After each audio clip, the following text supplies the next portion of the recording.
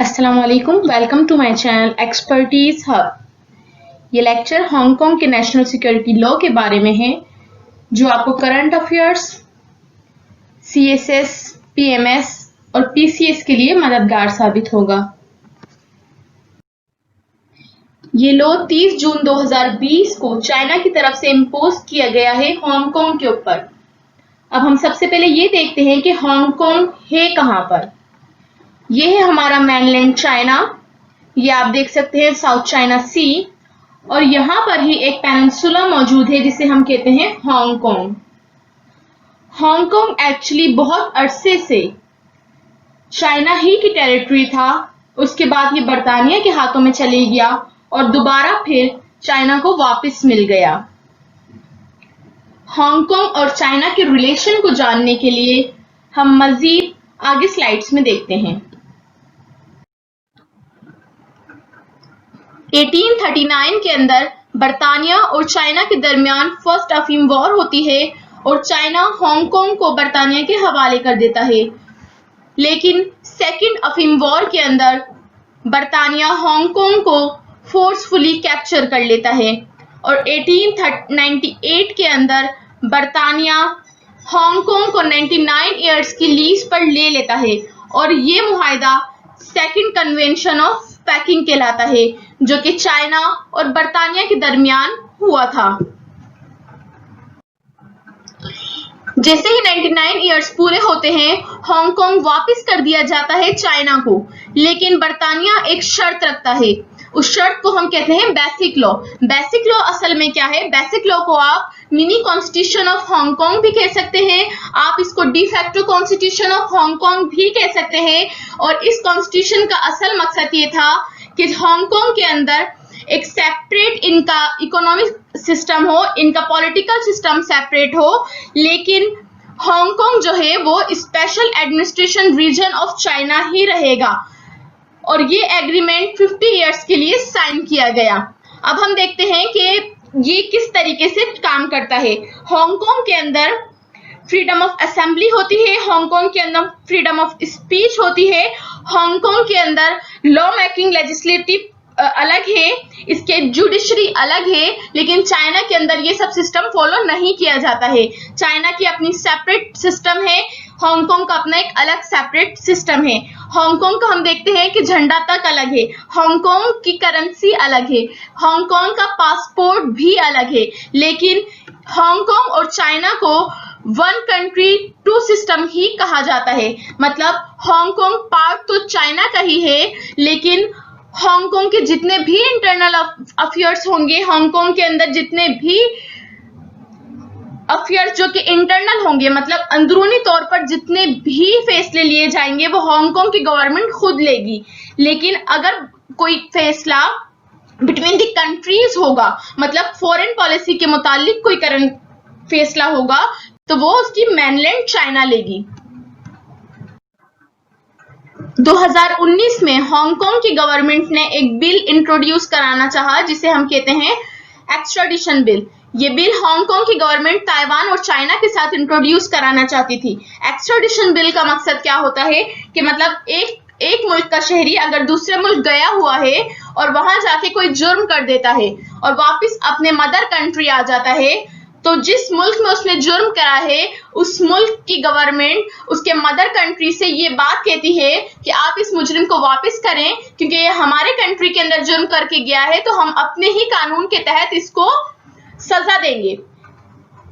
ये bill introduce कराने की मेन वजह ये थी कि हांगकांग का एक शहरी ताइवान जाता है और ताइवान जाके अपनी गर्लफ्रेंड का मर्डर कर देता है और वापस आके हांगकांग में सेटल हो जाता है। अब ताइवान की गवर्नमेंट हांगकांग की गवर्नमेंट से ये कहती है कि आप इस लड़के को हम लोगों को वापस करें ताकि हम अपने कानून के तहत इसको सजा दे सकें। लेकिन चूंकि इन दोनों कंट्रीज के दरमियान एक्स्ट्राडिशन बिल मौजूद नहीं था, इसीलिए हांगकांग की गवर्नमेंट ये एक्स्ट्राडिशन बिल इंट्रोड्यूस कराना चाहती है।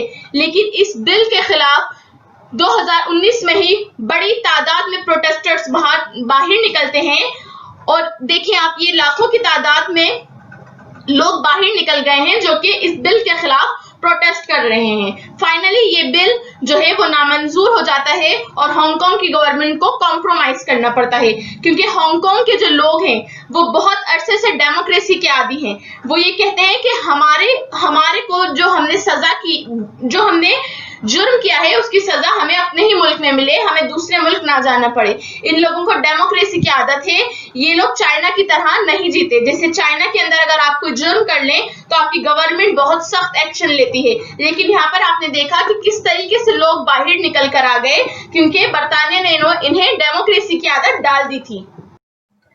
यहाँ एक गौर पजीर बात यह है कि ये जो प्रोटेस्टर्स निकलते हैं ये एक वेस्टर्न कंट्री से मदद मांग रहे हैं। आप यहाँ देखें, लोगों ने बैनर्स उठाए हुए हैं, president Trump please liberate Hong Kong. Means Hong Kong जो बिल पास करवाना चाह रहा था वो एक्सट्रेडिशन बिल उसके मेनलैंड चाइना के साथ था, मतलब एक ही कंट्री के साथ था। हांगकांग किसी दूसरे कंट्री के साथ ये बिल साइन नहीं कर रहा था, लेकिन फिर भी यहाँ पर जो मौजूद प्रोटेस्टर्स थे उन्होंने अमेरिका से मदद मांगी, उन्होंने प्रेसिडेंट ट्रम्प से मदद मांगी। और हम देखें तो ये इंटरनल अफेयर है जिस पर मदद मांगी जा रही है एक्सटर्नल ताकतों की। मतलब अब एक्सटर्नली किसी मुल्क से मदद मांग रहे हैं और वेस्टर्न कंट्रीज ने इस प्रोटेस्ट को खूब सपोर्ट किया।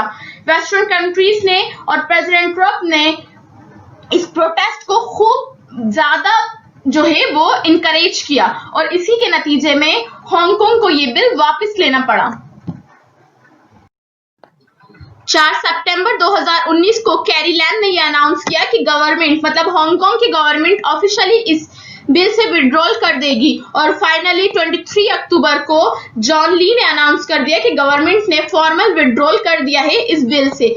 अब हम ये देखते हैं कि नेशनल सिक्योरिटी लॉ जो अभी चाइना ने इंट्रोड्यूस कराया है, क्या इसकी बेसिक लॉ के अंदर कोई गुंजाइश मौजूद है?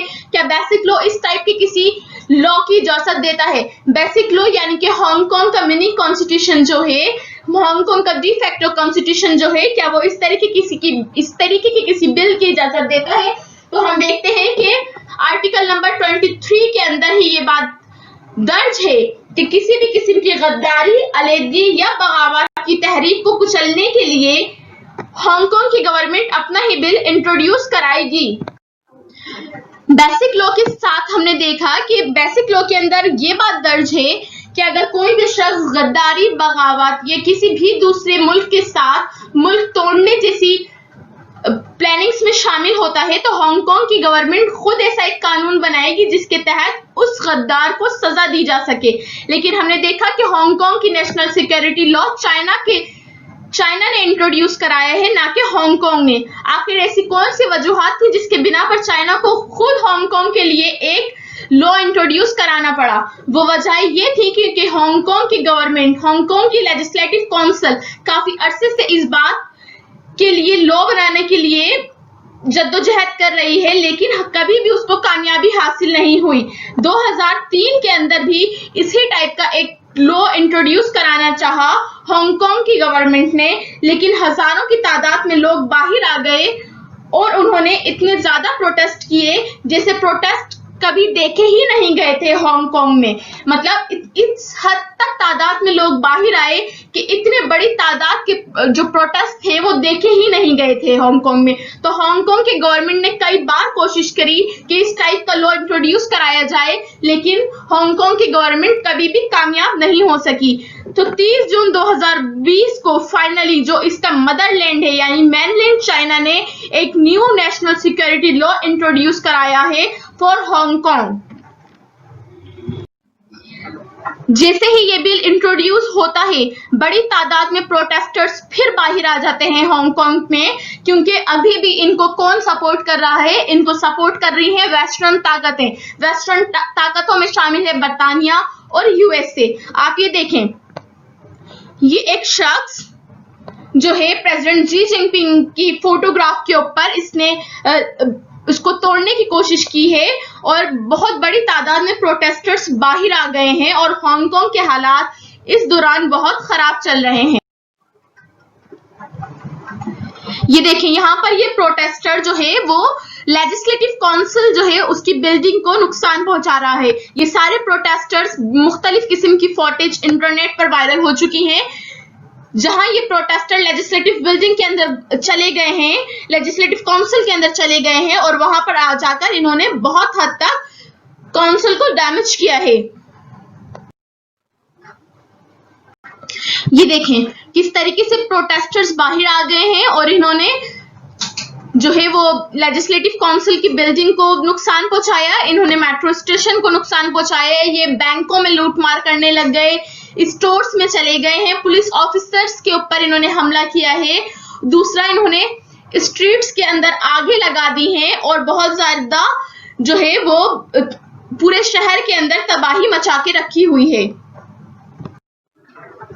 ये बात मैं आपको बता चुकी हूं कि हांगकांग की गवर्नमेंट हमेशा से यही चाहती थी कि ये भी अपना नेशनल सिक्योरिटी लॉ जो है वो इंट्रोड्यूस करवाए, क्योंकि हर गवर्नमेंट ये चाहती है कि उसकी नेशनल सिक्योरिटी को इंश्योर कराया जाए, लेकिन हांगकांग की गवर्नमेंट कभी भी ये बिल पास नहीं कर सकी, क्योंकि वेस्टर्न ताकतें ये बात नहीं चाहती थी कि इस टाइप का कोई बिल इंट्रोड्यूस कराया जाए। 2003 में भी हांगकांग ने कोशिश की थी, लेकिन तब भी हांगकांग को ये जो बिल था ये खत्म करना पड़ा था ड्यू टू प्रोटेस्ट। अब क्या हुआ है, जून के अंदर चाइनीज गवर्नमेंट ने ये बिल ये लॉ इंट्रोड्यूस करा दिया है। बजाय कि हांगकांग गवर्नमेंट इसको इंट्रोड्यूस कराती, चाइनीज गवर्नमेंट ने खुद इसको इंट्रोड्यूस करा दिया है। अब हम देखते हैं कि जो लॉ चाइना ने इंट्रोड्यूस कराया है ये असल में कहता क्या है। ये कहता है कि किसी भी किस्म की अलीहदगी की तहरीक, किसी भी किस्म की जो है बगावत, किसी भी किस्म का टेररिज्म या किसी भी किस्म का दूसरी गवर्नमेंट के साथ मिलके अपने ही मुल्क को नुकसान पहुंचाने की तहरीकों के अंदर जो भी इंसान शामिल होगा उसको जिंदगी भर के लिए कैद कर लिया जाएगा। और चाइना ये भी कहता है कि ये नेशनल सिक्योरिटी लॉ जो है मजीद मजबूत करेगा वन कंट्री टू सिस्टम के प्रिंसिपल को। मतलब हांगकांग की जो ऑटोनॉमी है जिसके तहत वो अपने इंटरनल डिसीजन खुद ले सकता है, ये इस बात को कोई जो है वो नुकसान नहीं पहुंचाएगा। हांगकांग की कैपिटलिस्ट इकोनॉमी मौजूद रहेगी, हांगकांग का लीगल सिस्टम जो है वो मौजूद रहेगा। बहुत से लोग इस बात पे इख्तिलाफ कर रहे हैं कि ये वन कंट्री टू सिस्टम इस कानून के तहत खत्म हो गया है। बहुत से लोगों का इस बात पर ऑब्जेक्शन है कि चाइना ने अब जो टू सिस्टम वाली कहानी है वो खत्म कर दी है, लेकिन चाइना इस बात को इंश्योर कर रहा है कि जो टू सिस्टम है उसके ये लॉ जो है वो उस चीज को खत्म नहीं करेगा। हांगकांग के अंदर जो अपना लीगल सिस्टम है, हांगकांग की कैपिटलिस्ट इकोनॉमी, हांगकांग की ऑटोनॉमी चाइना इंश्योर कराता है। और इस लॉ के अंदर टोटल 66 आर्टिकल हैं जो कि मुख्तलिफ मौजूओं पर बात करते हैं। हांगकांग की अपनी गवर्नमेंट का इस लॉ के बारे में क्या ख्याल है, ये स्टेटमेंट है हांगकांग की चीफ एग्जीक्यूटिव का, जिनका नाम है Carrie Lam. Safeguarding the national security is the constitutional duty of the Hong Kong Special Administrative Region. The Hong Kong Special Administration Region government welcomed the passage of the national security law by Chinese government today. मतलब इन्होंने इस बात को कहा है कि Hong Kong की government जो है, जो चाइना ने जो लॉ इंट्रोड्यूस करवाया है नेशनल सिक्योरिटी लॉ, उसको हांगकांग की गवर्नमेंट खुद वेलकम करती है। जब किसी एक कंट्री की गवर्नमेंट खुद इस लॉ को वेलकम कर रही है, तो जो अमेरिका है या फिर जो बरतानिया है वो इनके इंटरनल अफेयर के अंदर क्यों इंटरप्ट कर रहा है। अब हम ये देखते हैं कि बेसिक लॉ इस बात की इजाजत देता है कि चाइना की गवर्नमेंट हांगकांग के अंदर कोई लॉ इंट्रोड्यूस करा दे। जैसे मैंने आपको बताया था कि बेसिक लॉ ने इस बात को इंश्योर कराया था कि जितने भी लॉ पास होंगे वो हांगकांग की गवर्नमेंट खुद करेगी। जी हाँ, बेसिक लॉ इस बात की इजाजत देता है, लेकिन कब? जब जो चाइना की गवर्नमेंट है वो किसी बिल को इंट्रोड्यूस कराए under the section called annex 3। Annex 3 के जरिए जब भी चाइना की गवर्नमेंट हांगकांग के अंदर बिल इंट्रोड्यूस कराएगी तो वो ऑटोमेटिकली पास हो जाएगा और फिर ये डिक्री के तहत होता है, मतलब इसके अंदर पार्लियामेंट का कोई रोल नहीं होता, डायरेक्टली जो लॉ है वो बन जाता है। नेशनल सिक्योरिटी लॉ के तहत इस बात को इंश्योर करा गया कि अगर कोई भी शख्स बगावत, गद्दारी या फिर किसी और गवर्नमेंट के साथ मुल्क तोड़ने जैसी तहरीकों में शामिल होगा तो उसको मैनलैंड चाइना भेज दिया जाएगा, मतलब हांगकांग से उस शख्स को मैनलैंड चाइना भेज दिया जाएगा और फिर मैनलैंड चाइना जिस टाइप की चाहेगा उस शख्स को सजा देगा। क्योंकि आप देखें कि एक्चुअली जो अगर हांगकांग के अंदर कोई तहरीक होती है, हांगकांग चूंकि चाइना का पार्ट है तो चाइना के ऊपर उसके इम्पैक्ट्स पड़ते हैं, तो मुल्क में गद्दारों को सजा देना कोई गलत बात नहीं है। अगर हमारे मुल्क में भी कोई शख्स गद्दारी करता है तो हमारी गवर्नमेंट अगर उसको सजा देना चाहेगी तो हमारे यहाँ से प्रोटेस्टर्स बाहर नहीं निकलेंगे कि आपने इस टाइप का कानून क्यों इम्पोज किया, आप इस टाइप का कानून क्यों बना रहे हैं। क्योंकि आम शहरी को इस बात से कोई फर्क नहीं पड़ना चाहिए कि गवर्नमेंट अगर गद्दारों को सजा दे रही है, गवर्नमेंट अगर मुल्क तोड़ने वालों को सजा दे रही है या फिर टेररिस्ट को सजा दे रही है, तो आम इंसान को इस बात से कोई फर्क नहीं पड़ना चाहिए। लेकिन हमने देखा कि यहाँ पर आम इंसान बाहर आ गए हैं। हांगकांग के अंदर जो प्रोटेस्टर्स हैं वो ज्यादातर आम इंसान हैं या फिर आप देखेंगे लॉयर हैं, इस यूनिवर्सिटी के स्टूडेंट्स हैं। यहाँ पर इन्होंने जब पुलिस वालों पर हमला किया, मुख्तलिफ किस्म के पब्लिक डैमेजेस किए, तो फिर इन्होंने पब्लिक प्रॉपर्टी को डैमेज किया, तो फिर पुलिस को इनके खिलाफ एक्शन लेना पड़ा। ये आप देख रहे हैं कि पुलिस वाले दो जो प्रोटेस्टर्स हैं उनको काबू किए हुए हैं। प्रोटेस्टर्स ने ये काले रंग का झंडा उठाया हुआ है जिसके ऊपर लिखा हुआ है हांगकांग इंडिपेंडेंस, और आप देखें कि ये पीछे हांगकांग का नक्शा भी बना हुआ है। चाइना ने जो नेशनल सिक्योरिटी लॉ बनाया है इसके तहत हांगकांग जो है अपना नेशनल सिक्योरिटी कमीशन बनाएगा, जिसका मकसद जो है नेशनल सिक्योरिटी लॉ को इन्फोर्स कराना होगा, और चाइना अपने एडवाइजर्स भेजेगा जो कि हांगकांग के अंदर अपॉइंटेड होंगे। और जो ये ट्रायल्स होंगे, कोई भी शख्स अगर गद्दारी में मुलविस होता है या इसी टाइप के किसी भी किस्म के जुर्म में मुलविस होता है तो जो ट्रायल्स होंगे वो बिहाइंड द डोर्स लिए जाएंगे। अब जो प्रोटेस्टर्स हैं उनको मेन जो इशू है वो इसी बात पर है कि जो अगर चाइना चाहेगा तो हांगकांग से किसी भी शख्स को ले जाएगा और अपने कानून के तहत उनको सजा देगा। लेकिन क्योंकि हम देख रहे हैं कि हांगकांग जो है वो फ्रीडम ऑफ स्पीच का आदी है, हांगकांग फ्रीडम ऑफ प्रेस का आदी है, तो हांगकांग के लोगों का जो मेन इशू है वो यही है कि ये समझते हैं कि चाइना हांगकांग को भी हमारी तरह ही अपनी तरह ही बनाना चाहता है। चाइना जो है वो हांगकांग की फ्रीडम ऑफ स्पीच छीन लेगा, चाइना जो है फ्रीडम ऑफ प्रेस छीन लेगा। लेकिन चाइना ने ऐसी कोई बात नहीं की है। चाइना ने ये बात कही है कि अगर कोई शख्स मुल्क तोड़ेगा, कोई गद्दारी में मुलविस होगा, कोई टेररिज्म में मुलविस होगा, कोई किसी दूसरी ताकतों के साथ, फॉरेन ताकतों के साथ मिलके मुल्क को नुकसान पहुंचाएगा तो उसके खिलाफ ट्रायल्स लिए जाएंगे, उस शख्स को सजा दी जाएगी। लेकिन यहाँ हांगकांग के जो प्रोटेस्टर्स हैं उनका कुछ और ही कहना है। ये प्रोटेस्टर्स ज्यादातर जो है वो लॉयर्स हैं या फिर ये लोग जो है वो यूनिवर्सिटी के स्टूडेंट्स हैं जो कि वेस्टर्न ताकतों जिनको वेस्टर्न ताकतें जो हैं वो बाकायदा सपोर्ट कर रही हैं। अच्छा, ये जो डेटा है ये तकरीबन 2 दिन पुराना है। ये 2 जुलाई का डेटा है जहां पर 300 जो प्रोटेस्टर्स थे उनको अरेस्ट कर लिया गया था हांगकांग की पुलिस के जानिब से।